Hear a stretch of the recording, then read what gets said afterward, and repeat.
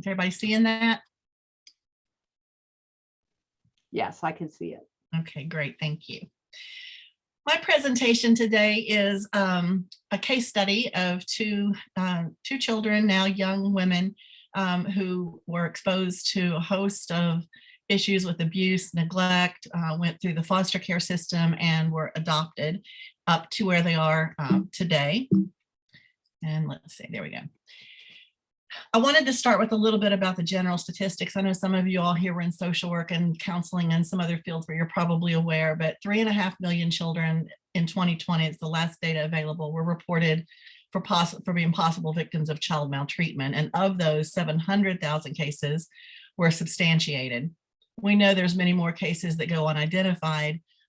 Something like emotional abuse is specifically hard to identify. Neglect, I have found, sadly, sometimes is subjective depending on who's doing the investigation. So the true number is probably much higher than what we actually know.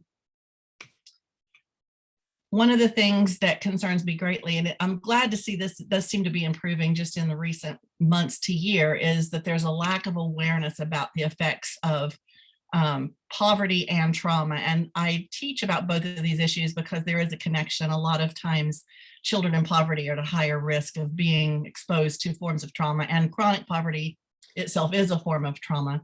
But there's a lack of awareness, especially among teacher educators, which is the field I'm in, on the effects of trauma, how it impacts children and their performance at school. Like I heard some of you all talking about earlier, that it's really hard for a child to focus on reading or math or social studies when they've got a lot going on at home like this.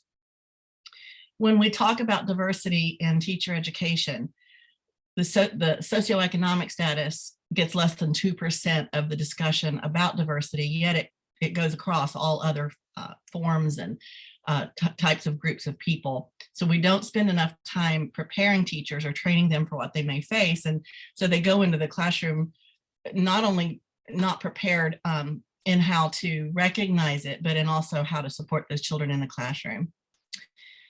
Again, probably most of you are familiar with adverse childhood experiences known as ACEs. This is a chart of the original 10 that was done in that were identified in a study done by Kaiser Permanente back in the late 90s.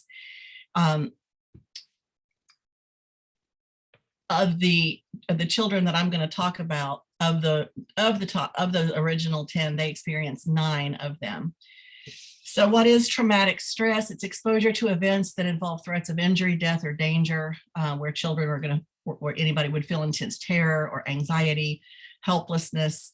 There's a lot of physical effects that can occur in addition to the emotional effects.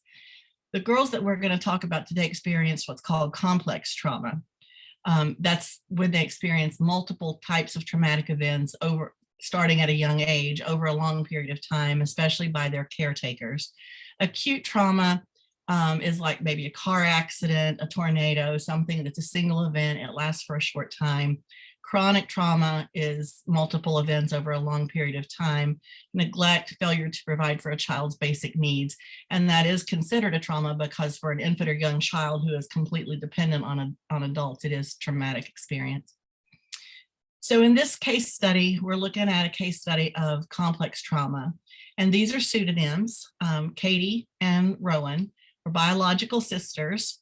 They, like I said earlier, they experienced 9 out of 10 of those original ACEs. The one that they did not experience was divorce, but foster care was not included in those top 10. And I feel like, bouncing from home to home in foster care is at least equivalent to experiencing divorce. So they really experienced probably 10 out of 10.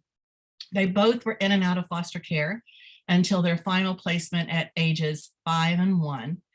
And sadly, Katie, the older girl, was also emotionally abused in foster care. They made her eat her dinner in the garage with the dogs or out on an icy driveway, punished her for things they would make up, purposely left her out. I don't understand what the reasoning for that was, but she was very emotionally abused in that placement.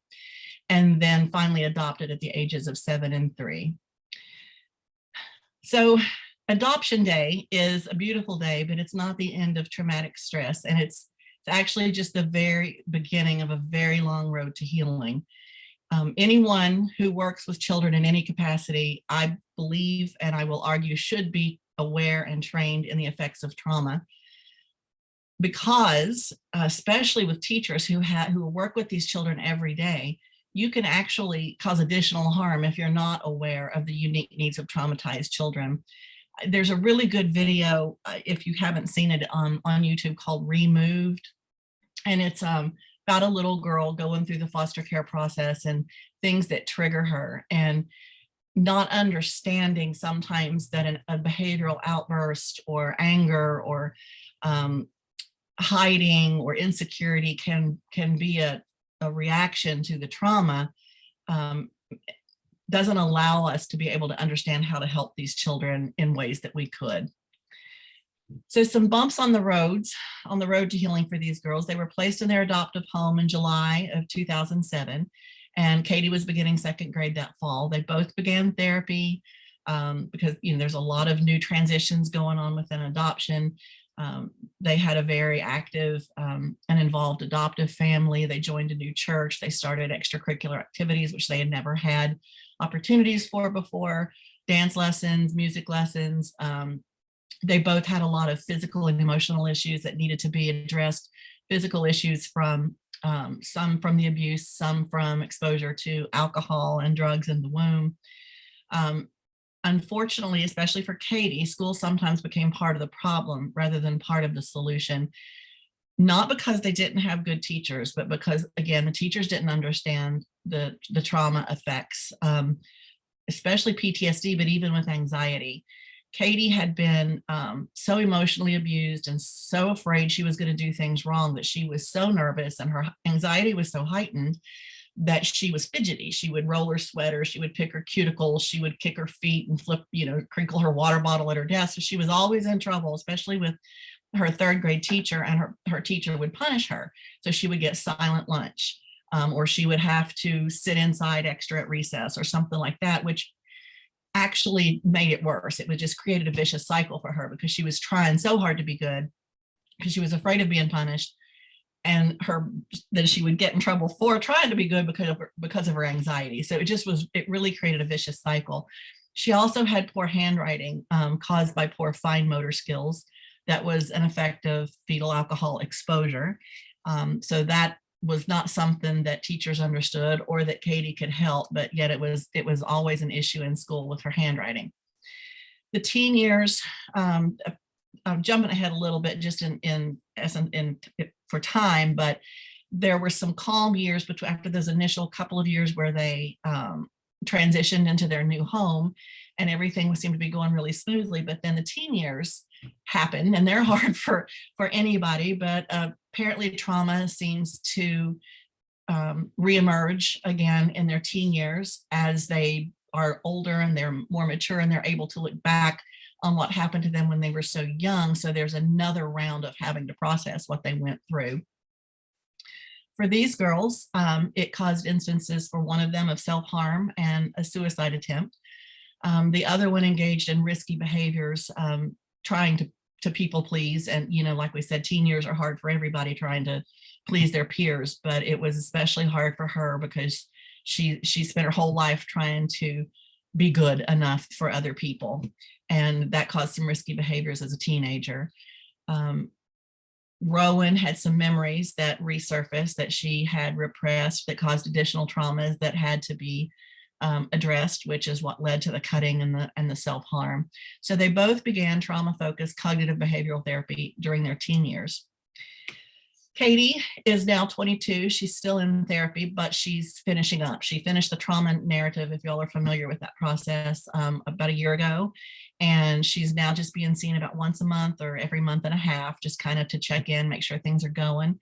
She will be graduating in 2 weeks with a 3.8 GPA and has been accepted into a master's program in marriage and family therapy, where she hopes to work with children who have experienced trauma and foster families, and so that they understand how to help them. Rowan is 18 and she will graduate high school in a couple of weeks as well. She has a GPA, a 4.0. She's already earned 33 college credits through dual enrollment. She is still completing the trauma-focused cognitive behavioral therapy. She still struggles with some anxiety. The compounded effects of the pandemic has also been hard on her. She was 16 when all that hit, and that's a terrible time to be isolated from your friends. So that's been an extra stressor on her.